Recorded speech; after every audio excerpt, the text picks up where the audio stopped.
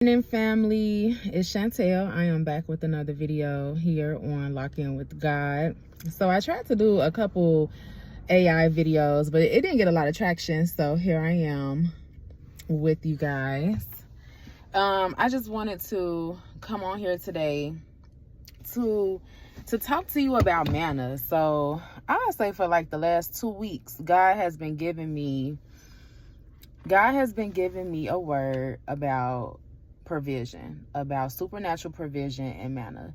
I've literally been hearing manna. I've been hearing Exodus, right? I've been directed to read Exodus, and he's been telling me, like, the end of this year, a lot of suddenly blessings will be happening and God will be providing supernatural provision. So I just want to come and talk to you all about that. So welcome back again to Lock In with God, where we pause, we get still, and we lock into the presence of the Lord. So today's word is all about manna, God's supernatural provision, and how it teaches us to trust Him day by day and moment by moment. In the book of Exodus, the Israelites were in the wilderness, hungry, unsure, they were overwhelmed, and honestly, they were scared. They didn't know what tomorrow was going to look like. They didn't know how they were going to survive. But God told Moses, I will rain down bread from heaven for you. He literally told him. And like right now, as I'm speaking to you all, the sun is literally breaking through the clouds and it is shining. So He's with us. And this is a word for you. Okay? If this came across your timeline, this is a word for you, because I promise you, I didn't really want to make this video.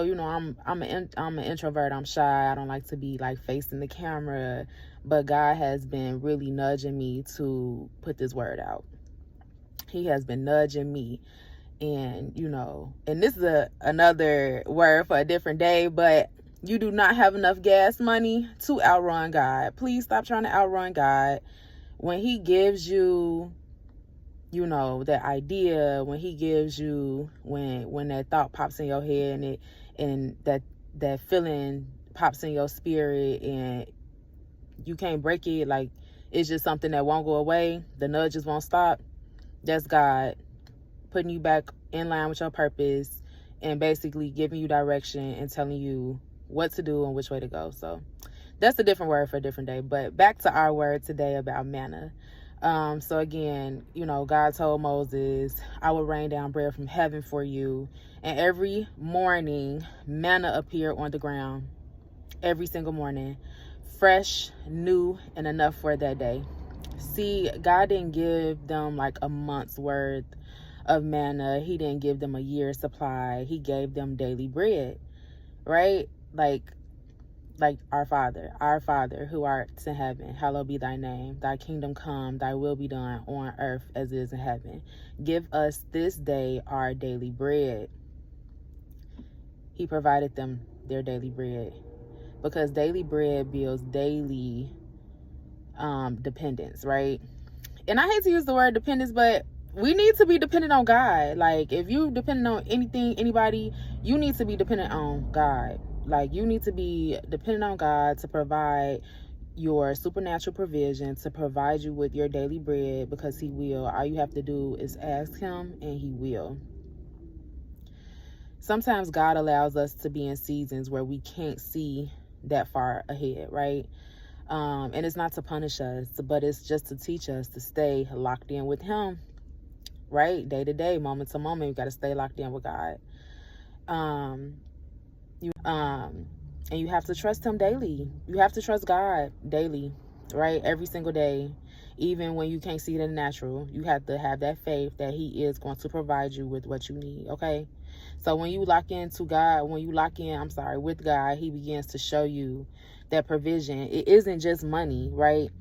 Provision is peace. Provision is clarity. Provision is direction. He will literally tell you what to do and which way to go. All you have to do is listen, right? Drown out the distractions and try to listen, right? Provision is also strength when you feel empty and hope when you feel lost, okay?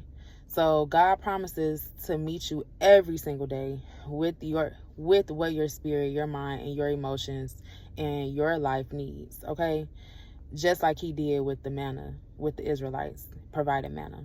Okay. But here's the catch. The Israelites could not store the manna, right? So if they tried, it spoiled. Why? Because God wanted them to come back to Him tomorrow. That's the key, right? Major key. And the next day, and the day after that, every single day, He wants to provide you with your daily provisions and your daily bread. So locking in with God is not a one-time moment. It's actually a lifestyle, right? A daily posture, a daily connection. So some Bible verses that you can use and you can dive into to learn more about manna and God's supernatural provision is Exodus 16:4. Then the Lord said to Moses, I will rain down bread from heaven for you. The people are to go out each day and gather enough for that day. Exodus 16:31. The people of Israel called the bread manna. It was white like coriander seed and tastes like wafers made with honey, right? So it was delicious and it was filling and it was exactly what they needed day to day.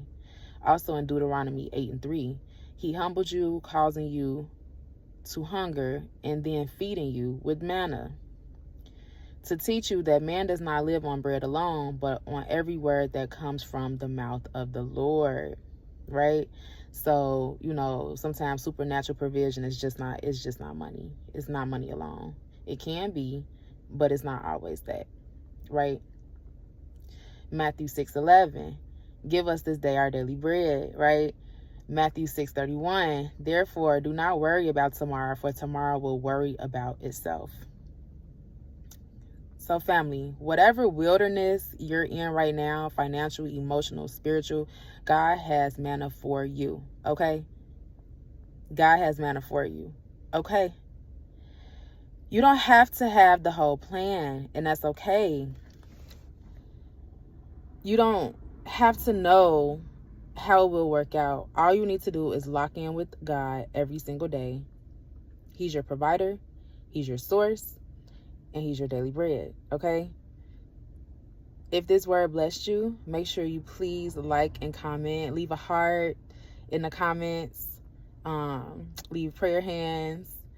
Or even say, declare that you're locking in with God. I love you. God loves you more. And I'll see you in the next one.